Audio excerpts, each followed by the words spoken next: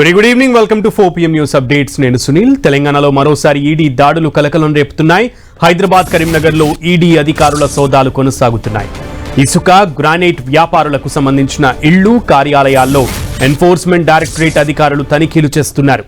GST ఎగ్గొట్టి కోట్ల రూపాయలు దారి మళ్లించారనే ఆరోపణలతో మొత్తం 4 కంపెనీలకు సంబంధించి 8 చోట్ల సోదాలు చేస్తున్నారు.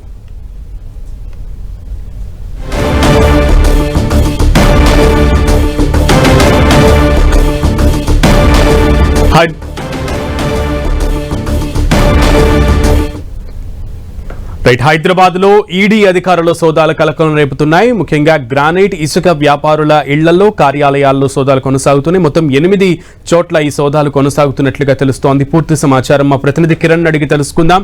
కిరణ్.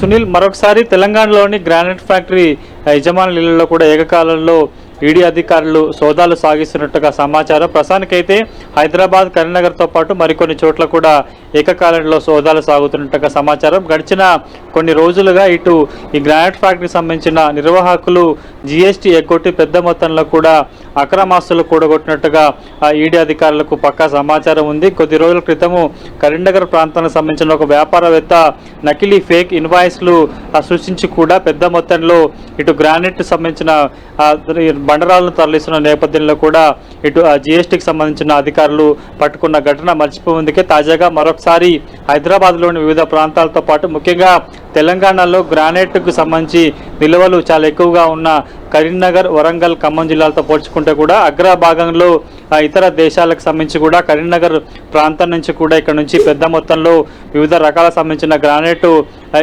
ఎక్స్పోర్ట్ అవుతూ ఉంటుంది. ప్రస్తుతానికైతే ఆ కరీంనగర్ ప్రాంతానికి సంబంధించిన పలువురు ప్రముఖ గ్రానైట్ వ్యాపారస్తుల ఇళ్లలో కూడా ఏకకాలంలో కూడా ఈసీ అధికారులు సోదాలు సాగిస్తున్నట్టుగా సమాచారం. ప్రస్తుతానికైతే 4 కంపెనీలకు సంబంధించి 8 చోట్ల కూడా సోదాలు సాగుతున్నట్టుగా మనకైతే కొంత ప్రాథమిక సమాచారం ఉంటుంది.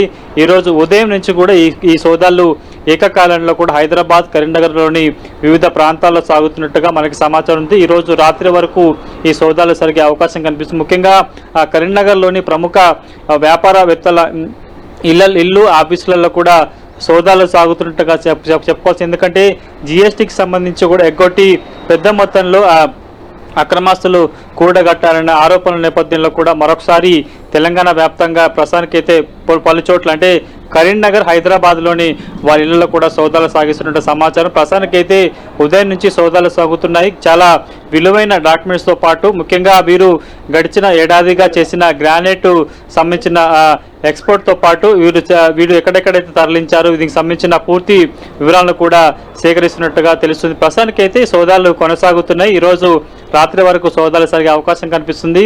ఆ సోదాల తర్వాత కూడా జీఎస్టీ అధికారులు ప్రస్తుతం ఈ సోదాలలో ఎలాంటి విషయాలు వెలుగు చూశాయి ఏంటి అని కూడా కొంత సమాచారాన్ని మీడియాకి బ్రీఫ్ చేసే అవకాశం కనిపిస్తుంది. ప్రస్తుతానికైతే కరీంనగర్తో పాటు హైదరాబాద్లోని ప్రముఖ గ్రానైట్ వ్యాపారస్తుల ఇళ్లలో కూడా సోదాలు సాగుతున్నట్టుగా ప్రాథమిక సమాచారం. ప్రస్తుతానికైతే ఏ ప్రాంతంలో సోదాలు సాగుతున్నది కొంత గోప్యత పాటిస్తున్న పరిస్థితి కనిపిస్తుంది. కాబట్టి మరికొద్ది సేపట్లో పూర్తి వివరాలు కూడా బయటకు వచ్చే అవకాశం కనిపిస్తుంది. ముఖ్యంగా కరీంనగర్లోని గతంలో పేరొందిన ప్రముఖ గ్రానైట్ కంపెనీకి సంబంధించిన నిర్వాహకుల ఇళ్లలో కూడా సోదాలు సాగుతున్నట్టుగా ప్రాథమిక సమాచారం. ఓకే కిరణ్.